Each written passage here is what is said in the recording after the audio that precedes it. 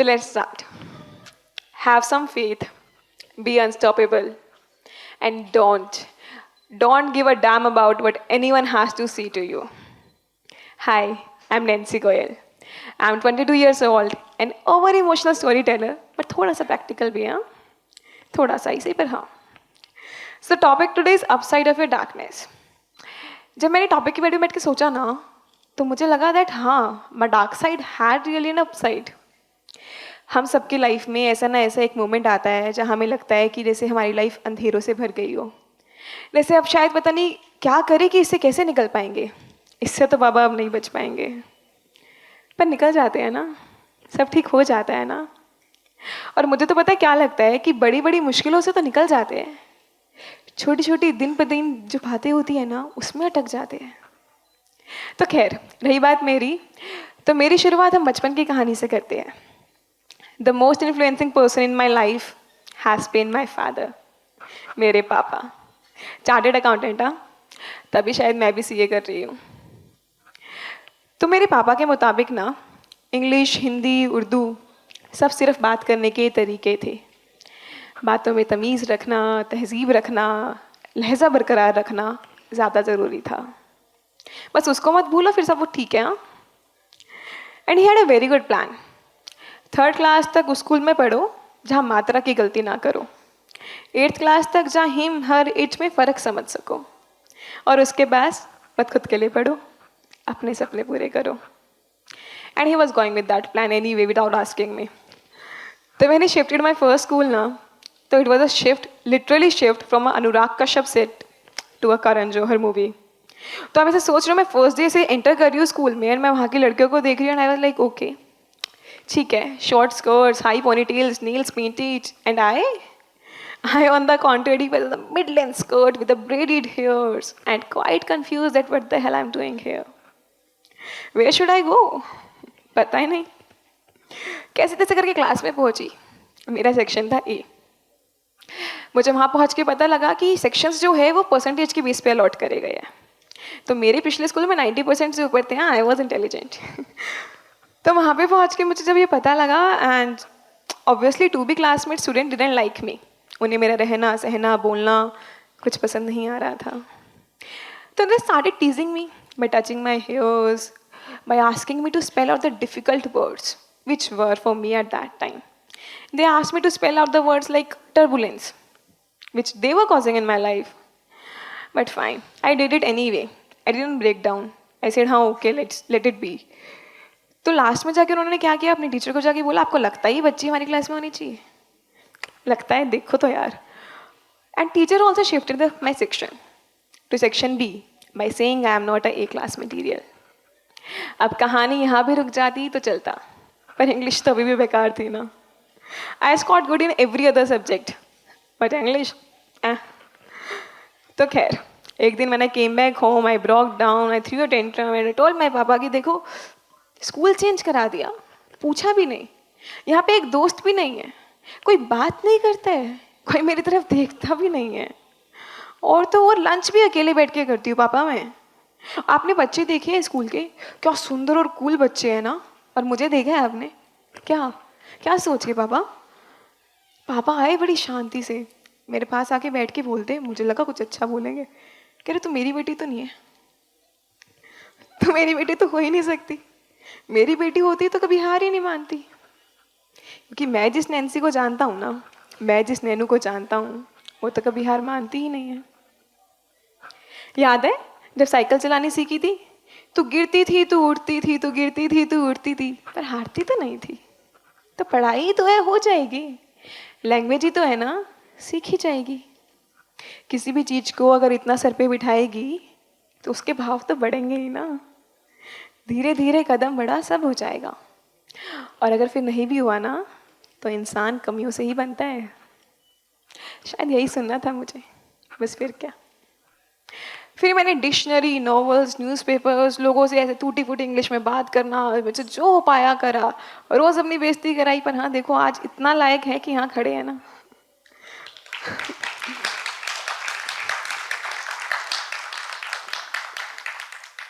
आज बोल पा रहे हैं, आज पहले से बेहतर है. और हर बेहतर आता है। थोड़ा लेट आ जाता है, थोड़ा जल्दी आ जाता है, पर हर बेहतर आता है। एंड मेरा बेहतर ना मेरे पापा लाते थे। मतलब जब भी मैं टूटी थी ना तो वो मुझे बैठ के समझाते थे, या सिर्फ आंख दिखा के भी समझा देते थे कभी कभी, पर समझा देते थे। तो वो मेरे हर ताले की चाबी जैसे थे। जैसे होता है ना कि परेशानी आ रही है, अरे पापा पापा, अरे ठीक है हो जाएगा। तो ऐसे हर ताले की चाबी जैसे थे। और मुझे याद है, हाँ, क्योंकि मैं घर में ना सबसे बड़ी हूँ, तो पापा की लाडली हूँ। ऐसे पापा के ईमेल पासवर्ड्स ना मेरे नाम से, ट्राई मत करना पर, ठीक है। तो तो सबसे लाडली, तो एक बार ना एक अंकल आए और वो बोलते कि देखो बेटी अच्छा बड़ी लड़की है क्या तुम्हारी, चलो ठीक है कोई नहीं, बेटी भी बेटों जैसी ही होती है, कोई बात नहीं। तो पापा आराम से बैठ के बोल रहे कि बेटी बेटों जैसी होती है, पर मैं इसको बेटा क्यों बनाऊंगा, तो बेटी है ना, ये तो और बेहतर है ना, मुझे तो बेटी ही चाहिए। एंड मतलब ऐसे प्राउड मोमेंट होता है ना आपकी लाइफ का, वो ऐसे one of the proud moment है कि हाँ ठीक है पापा को बेटी चाहिए थी, शुक्र है। ठीक है, तसल्ली है नैन्सी, ठीक है। वो सूरज की सारी ऐसी किरणों को समेट के बने थे मेरे पापा। I lost him when I was 14 and I don't know how to explain this. बस ऐसा लगा कि जैसे एक शाम आई और वो सूरज के साथ जैसे हमारा सब कुछ ले गई। अब मैं उनके बारे में बोलूँगी तो बोलती रह जाऊँगी, पहर पे पहर बीत जाएंगी, पर मेरी ज़ुबान नहीं रुकेगी। तो बस आगे बढ़ते हुए कि उनके जाने के बाद बुरा हाल था। माँ का ऑब्वियसली बुरा हाल था, भाई 3 साल का, बहन 10 साल की, और मुझे कुछ समझ नहीं आ रहा था। तो बस एक दिन उठ के डिसाइड किया, अपने जहन में एक कोना ढूंढा, उसमें सारे इमोशंस बंद करे और एक उसको कोने में धकेल दिया और सोचा अब बड़ा होना है, अब हालात ऐसे हैं तो उम्र से पहले बड़ा होना पड़ेगा, अब बड़ा होना है। रोना नहीं है, थकना नहीं है, यादों में खो के सब कुछ पीछे छोड़ना नहीं है, अब बड़ा होना है। मुझे सीए करनी थी, मुझे मेरे पापा का सपना पूरा करना था। मुझे ऐसा लगता है कि मैं जैसे अगर उनके जितना थोड़ी सी समझदार, थोड़ी सी होशियार, ऐसे नर्म दिल, थोड़ा प्यारा इंसान अगर 10% भी बन जाऊँ ना तो मैं ज़िंदगी में काबिल हो जाऊँगी। तो when I completed my school, I know I wanted to earn my own money. मुझे ऐसे किसी पे डिपेंडेंट नहीं होना था। मतलब मुझे पता है वो किसी पे मेरी माँ है, पर फिर भी मुझे डिपेंडेंट नहीं होना था। मुझे खुद से कुछ करना था, मुझे खुद से कुछ करने का जुनून था। घर से कोई प्रेशर नहीं था, घर वालों को एक्चुअली पता भी नहीं था। मुझे खुद से कुछ करना था। So I started teaching, I started home tuitions. तो सीए भी साथ साथ चल रही है, पढ़ाई भी चल रही है, शौक तो बहुत है ही। तो उस वक्त की टाइमिंग्स कुछ इस तरीके से थी कि सुबह 6:30 से लेके 10 बजे तक सीए की कोचिंग पे जा रहे हैं। 10 से 6 ऑफिस आवर्स है। 6:30 से लेके रात के 9 बजे तक ट्यूशन्स पढ़ा रहे हैं एंड 10 से 12 ऑनलाइन सीए कोचिंग ले रहे हैं। पर ये सब भी काफ़ी नहीं लग रहा था। जो मन में अंधेरा था उससे नहीं मन निकल रहा था। ऐसा लग रहा था और कुछ और कुछ और कुछ, बस 2 पल भी मैं खाली ना बैठूं, उन ख्यालों में खो ना जाऊं, क्योंकि न जाने क्या होगा, रब जाने। So I started doing acting. I started doing modeling. I used to write poetries. I used to write stories since I was 9 years old. I started reciting them. जब मैंने मॉडलिंग स्टार्ट करी ना तो आई यूज टू गेट 600 या 800 rupees for 9 to 10 hour shoot, and वो भी दिल्ली में, and I live in Panipat, तो आई हैड टू ट्रेवल। तो मैं और मेरी बहन ऐसे बैठ के हिसाब लगाते थे कि देख ऐसा है 100 रुपये जाने के, 100 रुपये आने के, 50 का बर्गर खा लेंगे, स्वीट कॉर्न देख लेंगे, 400-500 बच जाएंगे, तू जा क्यों नहीं रही है, जा। एंड अगेन घर पे कोई दिक्कत नहीं थी।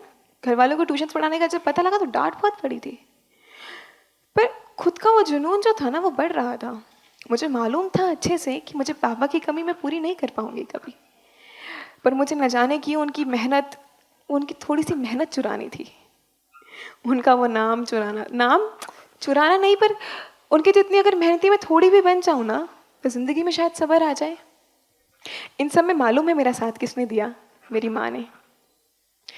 वो मेरे लिए पूरी दुनिया से लड़ती रही, मुझसे मेरे लिए ही खूब झगड़ती रही। अगर मैं 6 बजे उठ के निकलती ना घर से तो वो 5 बजे उठ के खाना बनाती। अपनी इतनी परेशानियों को ऐसे पीछे छोड़ जाती, पहले बैठ मेरी परेशानी सुलझाती। सिर्फ माँ नहीं, दोस्त, यार, पापा, भाई, बहन, न जाने कितने रिश्ते निभाती। आज अगर मैं यहाँ खड़ी हूँ ना, सब सिर्फ उसकी देन है। सब सिर्फ उसकी हिम्मत की देन है। अगर उसने हिम्मत नहीं दी होती तो आज यहाँ आने की भी हिम्मत नहीं थी। अगर उसने नहीं कहा होता कि नहीं मेरी बेटी तो सब कर सकती है, तो उसकी बेटी कुछ नहीं कर पाती। खैर, तो आपके रिश्तेदार जो आपको अपने लगते हैं, अगर लगते हो तो सॉरी बाबा, वो नहीं है आपके। ठीक है, उनको अथॉरिटी दिखानी आती है, रिस्पॉन्सिबिलिटी निभानी नहीं, बातें करनी, शिकायत करनी आती है, साथ निभाना नहीं। जान लो अच्छे से कि आपकी लाइफ में बहुत कम लोग होंगे जो आपका सचमुच में अच्छा चाहते होंगे। बाकी तो उस रस्सी को आग लगाने के लिए खड़े हैं बस। There was a moment I felt like I can be okay. I was not okay, but I felt that I can be okay. I'll get through this. And मुझे लगा कि अगर इससे निकल गए तो फिर तो लाइफ में क्या ही हरा पाएगा, फिर तो ऐसा क्या ही आएगा जो हमें तोड़ जाएगा। फिर आया ना heart break, first heart break. सबको याद होगा ना अपना अपना, पहली बार दिल टूटना तो याद ही रहेगा। तो जब वो आया ना तो I was on the edge of break down. ऐसा लगा अब टूटूंगी तो जो पिछले सारे डब्बे थे ना सब ऐसे खुल जाएंगे। तो रोक के बैठी। फिर खुद को बस एक चीज़ें समझाई कि देख, चीज़ें ठीक हमेशा नहीं रहेंगी, मुश्किलें तो बाबा रोज़ ऐसे ही बढ़ेगी। उम्र का तकाजा है, दिल तो टूटेगा ही। उम्र का तकाजा है, दिल तो टूटेगा ही। नैन्सी, तू ऐसे थोड़ी ना हार मान लेगी। तो अब कैसे ना कैसे करके दिल शांत हुआ, पर अब वो घड़ा सब्र का भरने लगा था। मन ना आवाज़ अपने में ही करने लगा था, शांत रहता ही नहीं था। छोटी छोटी बातों पे गुस्सा आता था। मन करता था कि चीखूं, चिल्लाऊं और सबको चीख चीख कर कह दूं कि मैं ठीक नहीं हूं। मुझसे सिंपैथी से, पिटी से बात मत करो। बताओ मुझे कि सब ठीक हो जाएगा। पूछो मुझसे कि क्या हुआ है, और सचमुच वाला पूछो। हाँ, ये ऐसे वाला मत पूछो कैसे हो। बैठो, मुझसे बात करो, मेरा हाल जानो। बताओ, वक्त के साथ सब ठीक हो जाता है। आज नहीं तो कल हो जाता है। ये सब सिर्फ किताबें, लिखी पढ़ी बातें नहीं हैं। वक्त के साथ सचमुच में सब ठीक हो जाता है। अगर आपको किसी ने ना बताया हो तो मैं बता रही हूँ, वक्त के साथ सब ठीक हो जाता है।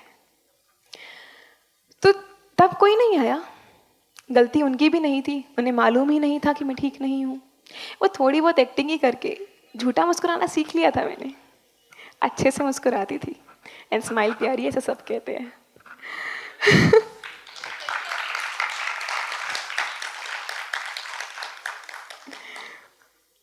झूठे मुस्कुराने के पीछे छिपते छिपते एक दिन वो सब्र का बांध टूट गया। आवाज़ जैसे आसमां से टूट के वापस आई हो। दिल चूर हो गया, मन रूठ गया। पल पल पल बीतने की आवाज़ में कोई बार बार सुनाई दे रही थी। मेरे आसपास वाले ना सब डर गए। उनके मुताबिक मैं ठीक ही थी। उनके हिसाब से तो न जाने कैसे इतने अच्छे से संभाला यार इसने खुद को। पर वो सब घबरा गए, उनका वो वहम टूट गया। और मैं उस पल भी न जाने क्यों ये सोच रही थी कि बस पड़ गई ठंडक, और ओली लोगों के आगे हो गया काम, तसल्ली मिल गई तुझको। And that was my first of many panic attacks. बस फिर मैंने अपनी लिखावट को आवाज़ देनी शुरू करी। जो सहा वो लिखा, जो सुना वो लिखा, जो सीखा वो लिखा, कहानी बनाई, लोगों को सुनाई। हैरानी इस बात की थी कि लोगों ने सुना, लोगों ने मुझे सुना।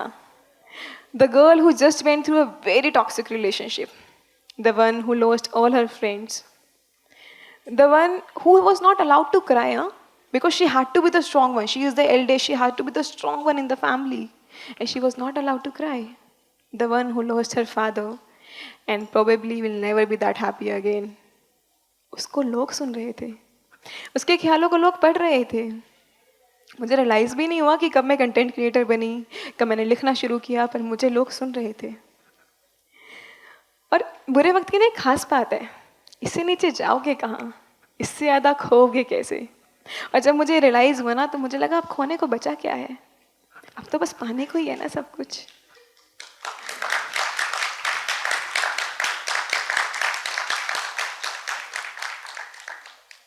और रोने के लिए अब ताकत नहीं बची है, आंसू सूख चुके हैं। तो अब जाएंगे कहाँ, अब करेंगे क्या। तो मन से आवाज़ आई कि देख, अब सपने पूरे करेंगे। किसके? अपने भी और पापा के भी। जब सपने पूरे हो जाएंगे ना, पापा की कुर्सी पे जाके बैठूंगी और कहूंगी उनसे कि देख रहे हो, सुन रहे हो, कहा था ना, करके दिखाऊंगी, कर दिया ना, देख रहे हो ना, देख रहे हो ना.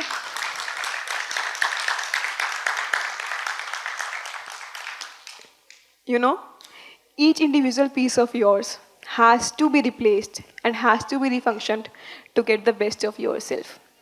अगर दूसरी भाषा में बात करें तो आपके जहन के, आपके मन के हर टुकड़े को निकाल कर, बढ़ा कर, बदल कर, जब तक आप वापस नहीं जोड़ेंगे ना, आपको जीत असल में हासिल नहीं होगी. दैट वन थिंग जो आपको लगता है कल करूँगा, परसों करूँगा, देखता हूँ करूँगा या नहीं करूँगा, just do it. That thing might be the one. And work for yourself. अगर आपको चाहिए कि चीज़ें आपके लिए काम करें, if you want things to work for you, just work for yourself first and devour your dark side. When you are in your dark side ना, when you are in your dark phase of your life, आपको realise होगा कि इससे नीचे नहीं जा सकते बाबा. अब तो जो होगा अच्छा होगा, अच्छे के लिए होगा. तो devour that and be thankful to each and every person who left you when you thought you needed them, because apparently you didn't. You're okay, and you're going to be okay. You're going to go to the places and learn from your mistakes. Walk away from walk away from the people who left you. If you continue to get hurt now, you'll continue to focus on getting suffer only. But if you focus on growing, you'll just grow. बातें करने में अच्छी हूँ मैं. बैठ के अगर बात करोगे तो बातें करती रह जाओगी. वादा करती हूँ सुनोगे ना तो सुनते रह जाओगे. पहली बार जब कुछ लिखा ना, तो पापा के जाने के बाद ऐसा कुछ लिखा कि जानते हो ना आप कि मेरे हीरो हैं आप, वो मेरी नादानियों सी हरकतों पर गुस्सा तो नहीं है ना. जानते हो ना आप कि मेरे हीरो हैं आप, वो मेरी नादानियों सी हरकतों पर गुस्सा तो नहीं है ना. थोड़ा ज़्यादा बड़ा समझ लिया शायद खुद को मैंने. आप मेरी वजह से दुखी तो नहीं है ना. वो मेरे सपनों में आते क्यों नहीं हो? क्योंकि देखो मैं जानती हूँ हकीकत में नहीं आ सकते हैं. तो आप मेरे सपनों में आते क्यों नहीं हो? ख्वाबों में आके मेरा माथा सहलाते क्यों नहीं हो? पापा तुम वापस आते क्यों नहीं हो? तो जब ये लिखा, अपने दर्द जब बयां करे, तो लगा कि अब सब ठीक हो जाएगा, अब सब ठीक हो सकता है. ज़िंदगी में देखो मुश्किलें रोज़ आएंगी, उनको नहीं बदला जा सकता. पर हाँ, इतना विश्वास ज़रूर दिला सकती हूँ कि उससे लड़ने की हिम्मत भी ना अधूरी नहीं कहीं से आएगी. और तुम लड़ जाओगे यार, तुम सब कर जाओगे. बस याद रखना कि किसी के फ़र्क पड़ने से फ़र्क नहीं पड़ता है. किसी के फ़र्क पड़ने से फ़र्क नहीं पड़ता है. दिल सिर्फ तुम्हारे लिए और तुम्हारे लिए ही धड़कता है. ये फिल्मी बातों पे ध्यान मत देना. ये दिल सिर्फ तुम्हारे लिए और सिर्फ तुम्हारे लिए ही धड़कता है. और क्या ही बातें कर रहे हो इधर उधर की तुम मालूम भी है सूरज चंदा सिर्फ तुम्हारी चमक से चमकता है. So thank you. I don't know how many of people knew me before this, but I do hope that you remember the story and through that me. So signing off, Nancy Goel.